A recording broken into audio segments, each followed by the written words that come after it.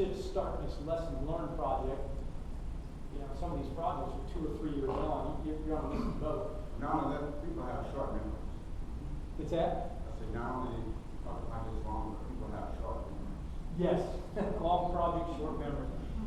And then, you got a good lesson learned, and it should read right into that next PID, the next green light, or the next decision on how we're going to do a project. Next slide. I think we've talked on these. Any questions? Trying to wrap it up.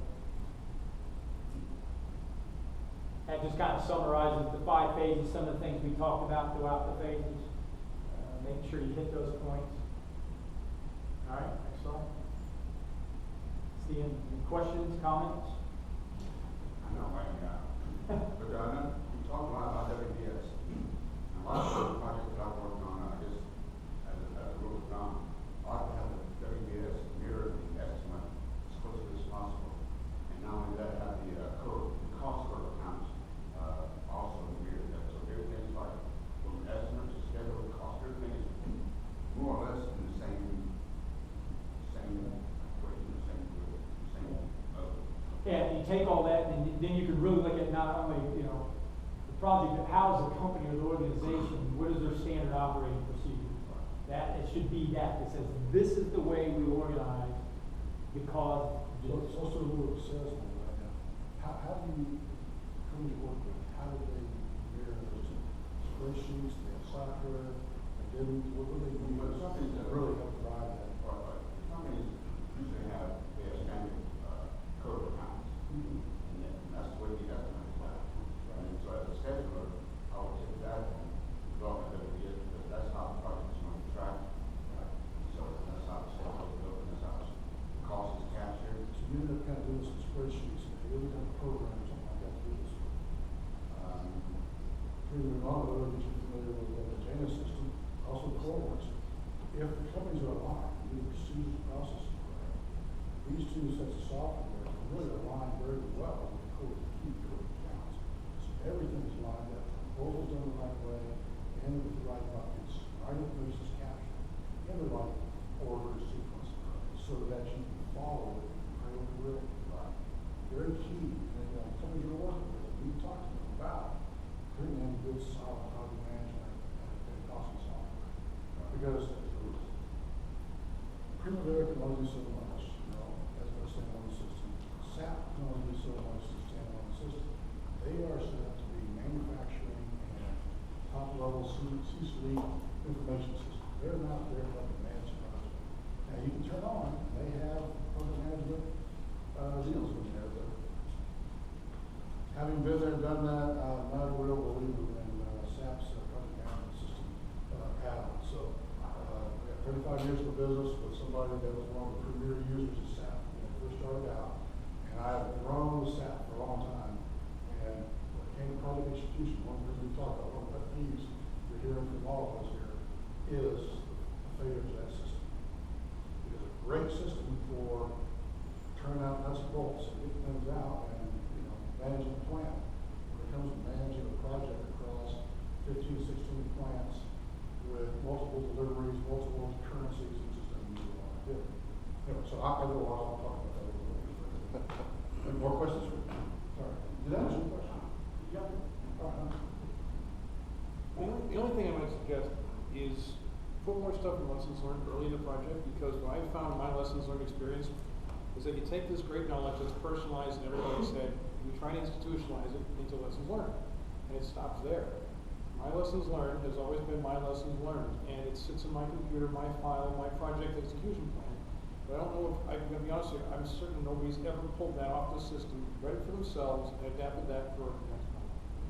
So that said, you have to, as a project manager, then go look for that from somebody else's lessons learned, draw that down, and incorporate that.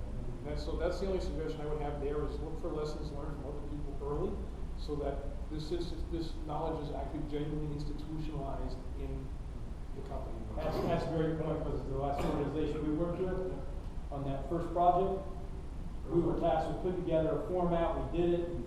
When I left there 10 years later, they were still trying to decide how you wrap it up above the project you know, FPRs, you know, all the other things that can feed into that. It just becomes circular conversation where you're exactly right. I'm gonna go find a project manager that I know, hey, you got lessons learned that I could use.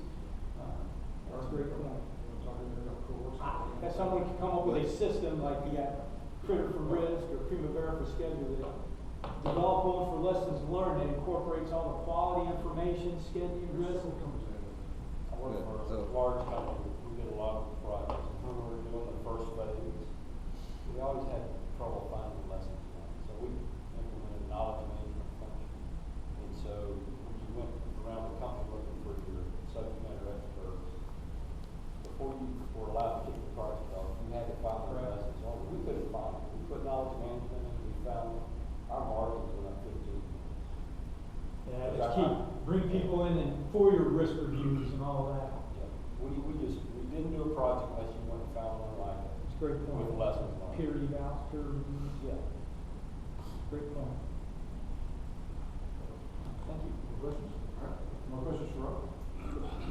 No, I'll introduce myself and just tell a little bit, I guess. Sure. Well, I just want to say, Rob, thank you very much.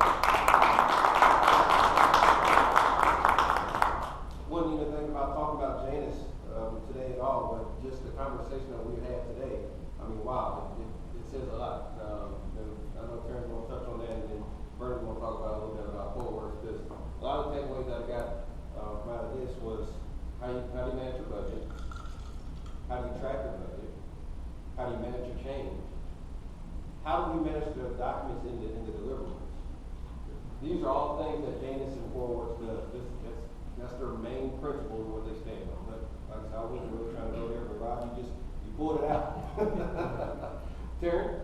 Yeah, back to the slide, back on the slide. My name is Terry Roller. I'm a partner with Chris, and I've got, I don't want to age myself, well over 35 years of experience in the industry. I've done everything from small projects, everything from through drilling, through operations, through refinery plant work. So a lot of big work offshore.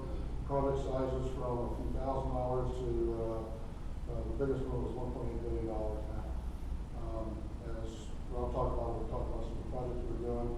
One time I was managing a group for a company that we had 17 major projects all over $300 to $500 million. 17 projects running simultaneously in different places in the world.